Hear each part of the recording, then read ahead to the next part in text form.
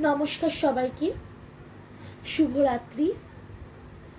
আজ ক্ষীরের পুতুলের খুবই একটি ক্ষুদ্রতম অংশ আমি আজকে বলবো।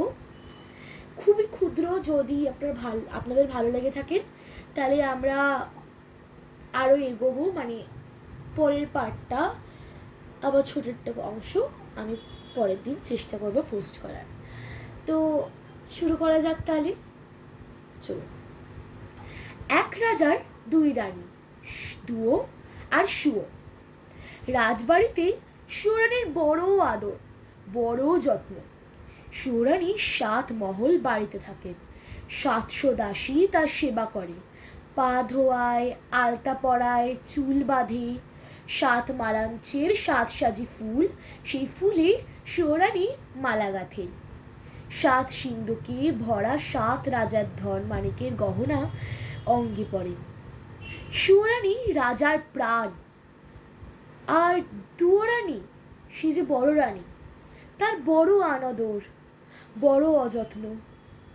রাজা 20 নয়নে দেখেন, একখানি ঘর দিয়েছেন, ভাঙা চূড়া এক দাসী দিয়েছেন, বোবা কালা। পরতে দিয়েছেন জীর্ণ শাড়ি, শুতে দিয়েছেন ছেঁড়া কাঁথায়। দুয়োরানীর ঘরে রাজা একটি দিন আসেন, একবার বসেন, একটি কথা কই উঠে যান। শুয়োরানী অর্থাৎ ছোট রানী, তারই ঘরে রাজা 12 মাস থাকেন। একদিন রাজা মন্ত্রীকে ডেকে বললেন, মন্ত্রী, দেশ বিদেশ বেড়াতে যাব, তুমি জাহাজ সাজাও। রাজার আজ্ঞায় রাজমন্ত্রী জাহাজ সাজাতে গেলেন। 7খানা জাহাজ সাজাতে 7 মাস গেল। 6খানা জাহাজে রাজার চাকর বাকর যাবে, আর সোনার চাদোয়া ঢাকা সোনার জাহাজে রাজা নিজে যাবে। মন্ত্রী এসে খবর দিলেন, মহারাজ, জাহাজ প্রস্তুত। রাজা বললেন, কাল যাব। মন্ত্রী ঘরে গেলেন। ছোট রানী শুয়োরানী আজ অন্তঃপুরে সোনার পালঙ্কে শুয়েছিলেন। 7 সখী সেবা করছিল। রাজা সেখানে গেলেন। সোনার পালঙ্কে মাথার শিয়রে বসে আদরের ছোট রানীকে বললেন, রানী, দেশ বিদেশে বেড়াতে যাব, তোমার জন্য কি আনবো? রানী ননির হাতে হীরের চুড়ি ঘুরিয়ে ঘুরিয়ে বললেন, হীরের রং বড় সাদা, হাত যেন শুধু দেখায়। রক্তের মতো রাঙা 8 গাছা মানিকের চুড়ি পাই তো পরি। রাজা বললেন, আচ্ছা রানী, মানিকের দেশ থেকে মানিকের চুড়ি আনবো। রানী রাঙা পা নাচিয়ে নাচিয়ে পায়ের নুপুর বাজিয়ে বাজিয়ে বললেন, এ নুপুর ভালো বাজে না, আগুনের বরণ নিরেট সোনার 10 গাছা মল পাই তো পরি। রাজা বললেন, সোনার দেশ থেকে তোমার পার সোনার মল আনবো। রানী গলার গজমতি হার দেখিয়ে বললেন, দেখো রাজা, এই মুখ তো বড় ছোট, শুনেছি কোন দেশে পায়রার ডিমের মতো মুক্ত আছে, তারই এক ছড়া হার এনো। রাজা বললেন, সাগরের মাঝে মুক্ত রাজ্যে, সেখান থেকে গলার হার আনবো। আর কি আনবো রানী? তখন আদরিনী শুয়োরানী সোনার অঙ্গে সোনার আঁচল টেনে বললেন, মাগো, শাড়ি তো নয়, বোঝা। আকাশের মতো নীল, বাতাসের মতো ফুলফুরে, জলের মতো চিকন শাড়ি পাই তো পরে বাঁচি। রাজা বললেন, আহা আহা, তাই তো রানী, সোনার আঁচলে সোনার অঙ্গে ছড় লেগেছে, ননির দেহে ব্যথা বেজেছে। রানী হাসি মুখে বিদায় দাও, আকাশের মতো নীল, বাতাসের মতো ফুরফুরে, জলের মতো চিকন শাড়ি আনিয়ে। ছোট রানী হাসি মুখে রাজাকে বিদায় করলেন। রাজা বিদায় হয়ে জাহাজে চলবেন। মনে পড়ল দুঃখিনী বড় রানীকে। দুয়োরানী বড় রানী ভাঙা ঘরে ছিঁড়া কাঁথায় শুয়ে কাঁদছে।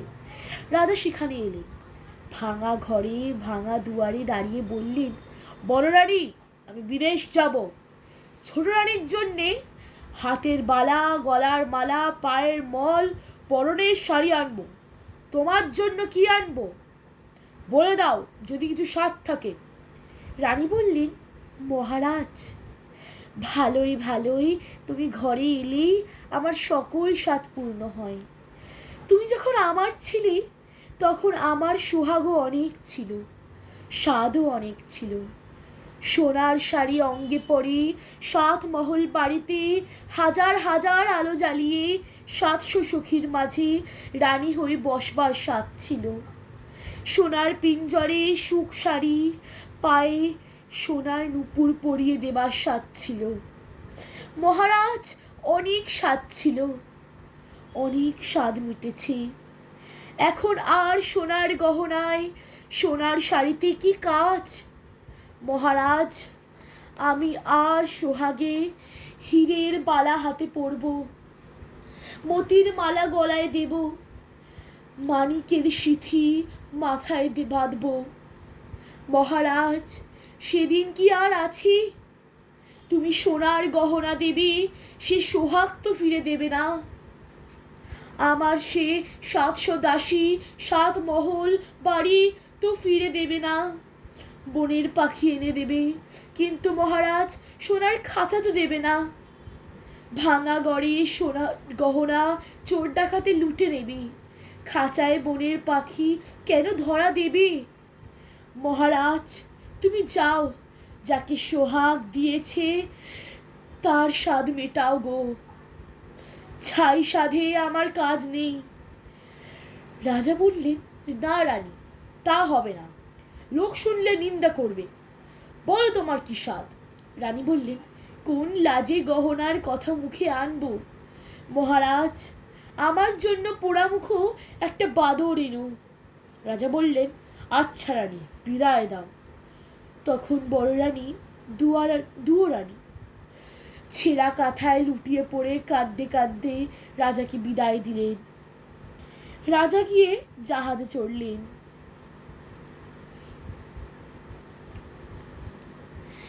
এই অবধি আজকে থাক। যদি ভালো রিভিউ পাই, যদি আপনাদের কমেন্ট পাই ভালো, আমি এর সেকেন্ড পার্টটা আনবো। আজ না হয় এই অবধি থাক। রাজা জাহাজে চড়ে যে কোথায় গেলেন সেটা আমরা তো এখনো কেউ জানতে পারিনি, বা সেখানে গিয়ে যে কি হলো সেটাও আমরা এখন অবধি জানতে পারিনি। তো যদি আপনারা নেক্সট পার্ট চান, আপনারা প্লিজ কমেন্ট করতে পারেন। আজকের মতো এই অবধি, নমস্কার।